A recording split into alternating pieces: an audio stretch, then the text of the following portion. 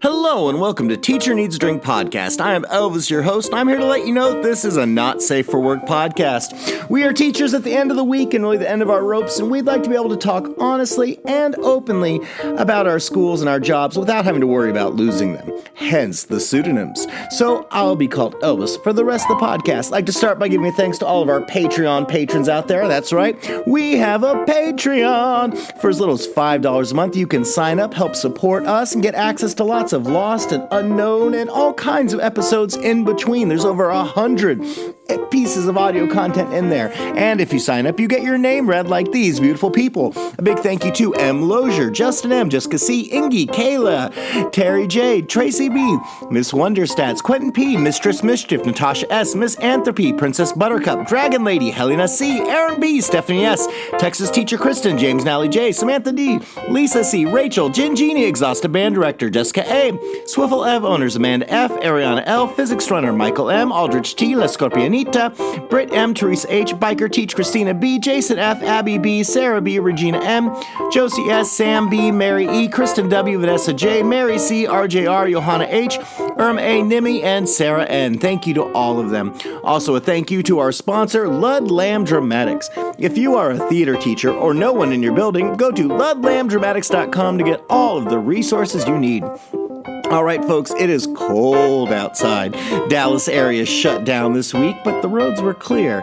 It's almost like there's a conspiracy. But I got to work today because my district stayed open. So, everyone out there, I hope you're taking care of yourself, staying warm, and staying sane. Enjoy the episode, and cheers.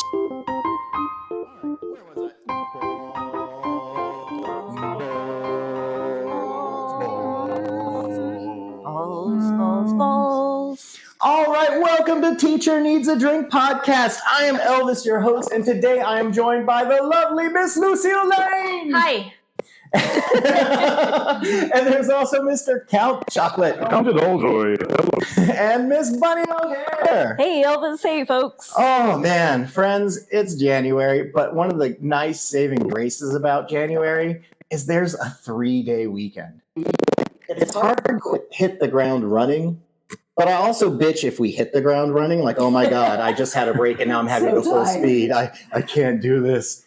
And so I think it's one of those where there's no way to win except for me just to not have to work. I was talking to my son, and I think there's all kinds of jobs that are above minimum wage. He's 16 and he's been working at an escape room.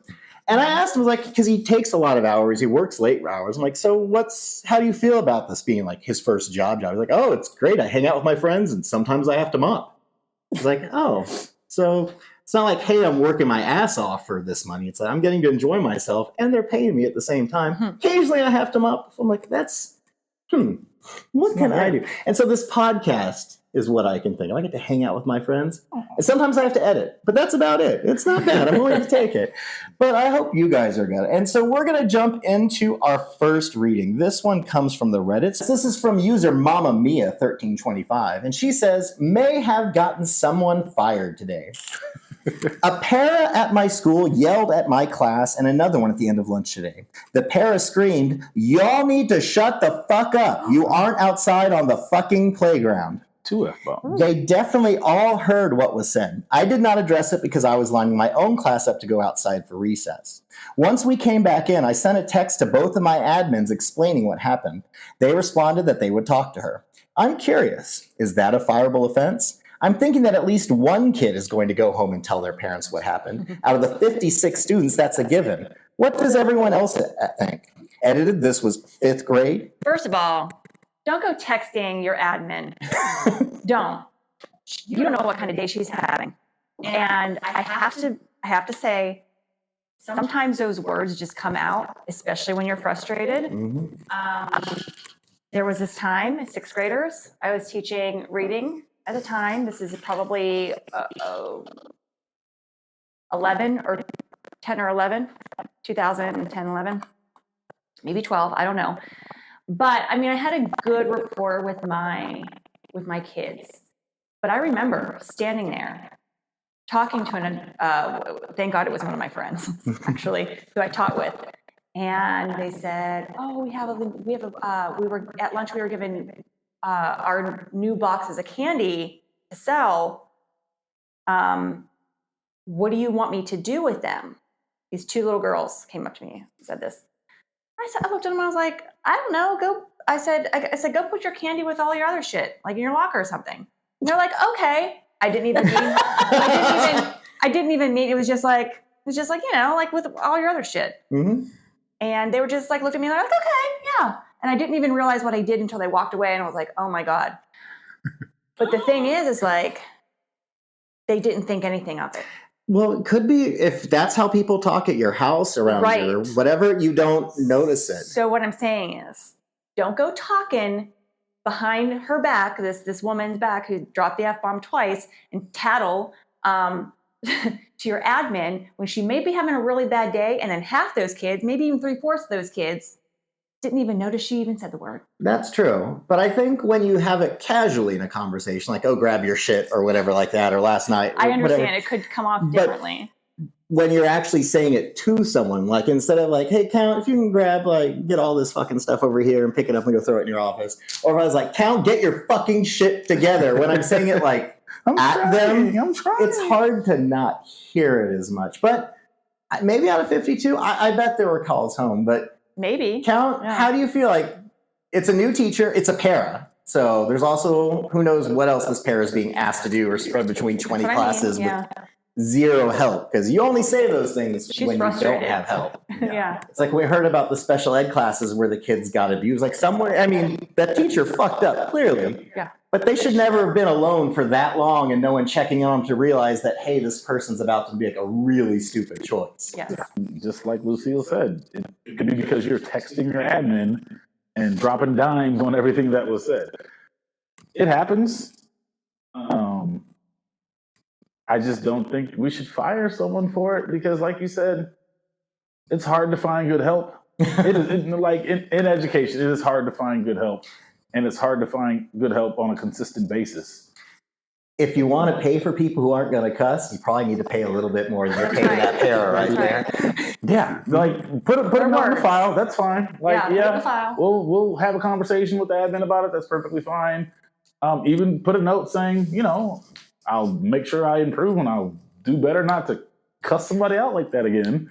But at the same time, unless you got someone waiting to take that para's job, we need to keep that position staffed, and we got to keep it moving. Or else you're going to have like 3 more teachers losing their shit because you lost one. Because you lost one para. Mm-hmm. I think it's more a problem that's endemic of the system and the way it works. It's because everyone's more like, man, she needs to learn to get her shit together. Yeah, she probably does. I'm not saying she doesn't. But also, maybe if she had help and we weren't all on our own, where it's, hey, I'm on my own trying to get my group of 30 together. You're taking 52 because for some reason someone dumped 30 or 50 kids with one para coming in. And then you're surprised that the para's losing her. Yeah, that's an admin situation. That's where maybe you should do something so they're not in that position. And my other part is, you've heard that thing, hey, check on your teachers. We're not okay. Yeah, check on your paras. Check on your fucking staff. Are they okay? Are they losing their shit? Maybe you should do something before a teacher goes off on a student. Yeah. Just maybe. Bunny? An ounce of prevention is worth a pound of cure. Isn't that the line? Like, I don't know. I had a friend coworker several years ago that kind of snapped at a group like that. It wasn't an F-bomb, but it was shut the hell up, I think. And she got called into the principal about it. And it was just handled with a conversation. I don't recall it being a write-up in her file, but it was kind of look, you really cannot do this. If this happens again, there will have to be consequences because, like, we can't be, like, screaming profanity at children. Mm-hmm. But the principal was just kind of like, it's okay to step away if you need to go take a breath. Or, like, this was one of the better admins that I worked for because he didn't completely lower the boom on, like, firing her or anything, but he was still just like, dude, no, like, you cannot be yelling at the children. I feel like situations like this have their own natural consequences that you're not going to need to go tell a teacher or go tattle on another teacher. If there is a trend where every single day you hear this teacher cussing out the kids and screaming out in the hallway, maybe then see if she needs help or talk to the admin. But I don't think if you hear this that one time, one para with 52 kids, what are they going to do? They can't walk away from the situation. And knowing fifth graders, they could be showing their ass full force because they know it's a para, not the teacher. Because the para can't really do anything. The para doesn't know all of our names, so she doesn't know who to call or who to say. There's so many ways that can go wrong. I looked in the comments on this thread, and they say other things. There was one that said, there were tons of witnesses who weren't you. You didn't get her fired. She got herself in trouble. It's unfortunate, but I guarantee those kids are going to talk if you saw it and said nothing. I don't think you would get in trouble for not saying anything about it. I think if you saw this happen, tend your own garden or go help the woman. Go out and stand to the kids and say, hey, kids, shut up. Because there's been several times where I've seen a class struggling with a sub or something in a hallway. And so I step out there and I don't take over the class, but I might call out like two asshats that are causing it, like, hey, you two, settle down or whatever. Pull them out for a moment. Yep. And just say, and just to give any help, because really teaching never, ever, ever should be you completely on your own with the kids. I believe it's a communal environment. It needs to be a community. I mean, you could be the center of the community, but you shouldn't have to do it all completely on your own. And that's not just teaching. That's discipline. That's guiding kids. But we're spread so thin, they don't know what to do. Oh, so you want a lunch break? Well, I guess this person's going to be on their own with 300 kids in the cafeteria. So you can go eat in this. And we're all fighting over breadcrumbs. We need to help each other out. And there's so many better ways we can do it other than just tattling. So guys, help the people out who are having hard days, but even talk to them or else help them do it. But don't just email the teacher. Now, if you see a kid getting punched by a teacher, a slap, or someone like staring at a kid's butt, maybe say something then. But if they're just having a bad day and just the teacher didn't want to say it, if they could take it back, she probably would have. But. Exactly. And that's why I kind of like was a little thinking in my head, like I was being snarky in my head about that comment that was just there. Like, put yourself in that position. You don't know what happened that morning. Mm-hmm. Maybe like as they were getting up, said to that woman, her husband said, I want a divorce. Yeah. It can sneak up on you. And so this teacher, this para, might not even realize how stressed out she was. She might be like, oh, these kids are getting on my nerves. But I got to go to this room. I got to do this report. I got to do testing after school. And the kids say it, and she just lost her shit. It's like, hopefully she was able to hand off her kids and go cry in the lounge or something. And I don't mean that tackily. That's not a go cry in the lounge. Just saying, hope she could go find some kind of outlet. Mm-hmm. But hey guys, guess what? What? We have a Patreon. Yeah, we do. That is right. We have a Patreon. For as little as $5 a month, you can sign up and get access to over 100 exclusive episodes, bonus content, interviews with the host. We have a Facebook group. There's all kinds of great stuff in there. So you should sign up, hear your name at the beginning of the podcast, and do it now! Yay! Our wonderful, beautiful friend Shirley Temper recorded a couple Would You Rathers to get us through the year.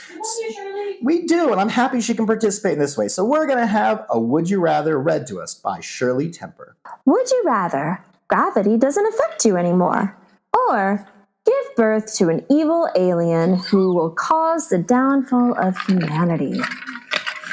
All right, my friends. So I got a couple questions. When I'm giving birth to this alien, where is it coming out of me? How did it get in there? Was it my own fault? Did they come get me? Was I like flirting with someone and whoosh, they shot eggs down my neck? Is it like chest burst? How did that happen? I'm curious if it was my own dumb fault. I'm like, hey, that girl's got 3 tits. And then I birthed the downfall of humanity.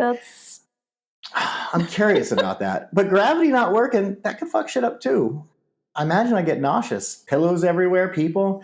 I mean, we could get grips. And I'm sure people have had sex in space at this point, but I don't know. What are you going with? Lucille, you said you knew your answer. Oh yeah, I'm gravity doesn't affect me at all anymore. Gravity does not, like, why would I be responsible for the downfall of humanity? That's true. I can just like My face isn't going to droop anymore. Mm-hmm. Gravity's not going to affect my joints. Booty will be up your whole life. No saggy booty. Because there's no reason why it should be falling. Nothing's pulling it down. I was just going to say, like, as a woman of a certain age, the idea of things not succumbing to gravity is kind of appealing, honestly. Yeah. So. I'm good with it. When you talk about being nauseous because you're not used to it, you will get used to it. Absolutely never going to have gravity in my life ever again. I'm picturing like Willy Wonka or like Charlie and the Chocolate Factory, like, hey, there's no gravity right now, and I can just kind of float about and do what I need to do. Do you know how much money we could make off that too?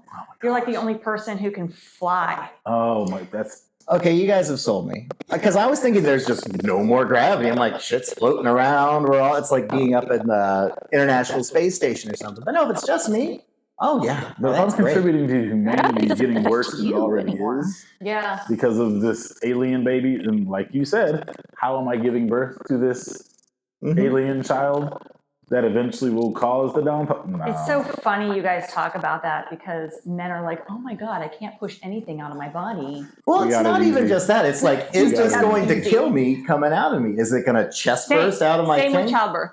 Well, it's true, but I mean... Same. You're not wrong. So... You guys are funny. Fair point. I have to say, out of all... Kill it as it's coming out? Well, I'd hope so. Maybe. I think at that point it might be too late. If it's a downfall of humanity, by killing it, there's got to be some kind of spores released or something. I don't know. The mushrooms take over. That's what's happening. The mushrooms are coming to get us all. Oh, gosh. Yeah, I gotta say, giving birth is one of the most terrifying things. For all the nervousness I might have had about becoming a dad the first time and how my life's gonna change and what, I remember consciously thinking, if I was her, I would be terrified of all the unknowns about what's about to happen, pain, all this. So all my pregnant listeners out there, sorry, I hope I'm not triggering you. Anyway, I'll cut this out anyway. So friends, thanks for joining us for another episode of Teacher Needs a Drink podcast. I think my hosts who are with me today, Miss Lucille Lane, thank you so much for being here. Oh, thank you for having me. And thank you for having us. And Count Chocolate, thanks for being here. I appreciate it. Thank you so much. And Miss Bunny O'Hare. It was a pleasure as always. It was. All right, my friends, everyone out there, make sure you're taking care of your mental health. Our therapy is usually covered by district insurance. If not, there's a lot of affordable tele options that are out there. All right, my friends, everyone, deep breaths, deep drinks. Cheers! Woo! Yay!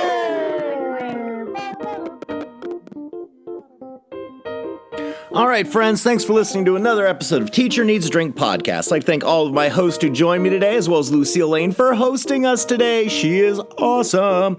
All right, my friends, everyone take care of yourselves. It's been cold as hell. We had school canceled a couple days. We had Martin Luther King weekend. It was all the things. So stay warm, take care of yourselves, mental health, all the things. Cheers, everybody. Cheers.